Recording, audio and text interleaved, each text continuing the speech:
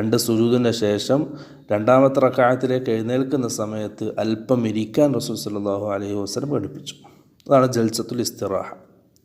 മറ്റൊരു ഹദീസിൽ മാലിക് ബിനുൽ ഹുവൈരിസ് റളിയല്ലാഹു അൻഹു സഹാബി ഉദ്ധരിക്കുന്ന ഹദീസിൽ കാണാം, അന്നഹു റഅൻ നബിയ സല്ലല്ലാഹു അലൈഹി വസല്ലമ യുസല്ലി, അല്ലാഹുവിൻ്റെ റസൂൽ സല്ലല്ലാഹു അലൈഹി വസല്ലം നമസ്കരിക്കുന്നത് മാലിക് ബിനുൽ ഹുവൈരിസ് റളിയല്ലാഹു അൻഹു കണ്ടു.